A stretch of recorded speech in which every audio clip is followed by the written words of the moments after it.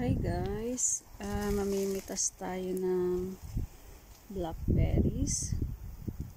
Gagawa kasi ako ng jam. Ayan, ang dami.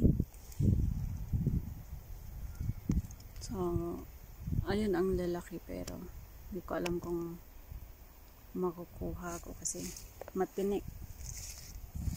Ito. So, kung nandito kayo sa UK, pangalan po ng park na ito ay Bedfont Lake. Matatagpuan po dito sa Feltham. Sorry. So, gagawa ko ng jam. Kaya, ito po, organic yung mga to. Bali, wild blackberries sila.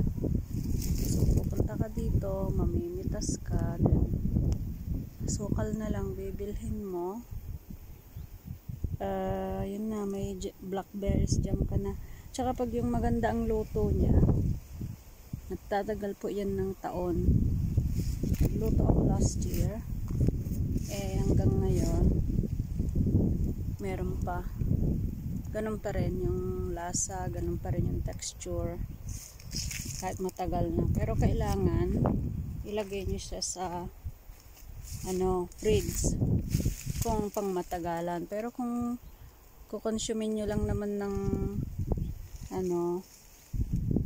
ng ilang buwan, kahit hindi nyo ilagay sa ref, okay lang. So ayan, sawa kayo dito dahil ang dami-dami po. Yan. So ang postcode po is TW hindi ko alam, 15 ata ito. Basta Feltham, sorry, Bedfont Lakes. I-ano nyo na lang sa Google Maps yung mga nandito sa UK. So kung nandito kayo bandang Surrey, malapit lang po. Kasi sa lugar ko is 5 minutes drive. So yan, dami po. Hanggang doon sa dulo, doon. Diyan, berries lahat yan. So, magsawa kayo.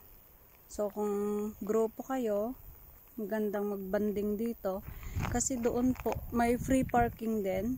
Doon po sa unahan, may free parking. Tapos may park po para sa mga may anak. And then, pwede na rin kayo mag-picnic, may toilet din dito. So, ayan guys, mamimitas ako. Actually, nakapitas na ako nakailang Tupperware na ako. Pero, pupunuin ko lang tong 2 Tupperware ko and then, uuwi na ako. Tapos, iluluto ko naman siya. Yung pagluluto, depende din sa dami ng mapipitas nyo. So, ang ginagawa ko is, pero kailangan nyo na special sugar. Yung jam sugar ang tawag nila dito. Kung wala naman kayong jam sugar, pwede naman yung puti. Maglagay na lang kayo ng jelly. Strawberry jelly or blackberry jelly. Kung walang blackberry jelly, pwedeng yung strawberry or raspberry jelly. So, yun po. Thank you for watching. Sana makarating kayo dito kasi ang enjoy. Actually, mag-isa ako ngayon kasi lahat sila may work. Friday kasi ngayon ako lang wala. So, thank you. Bye!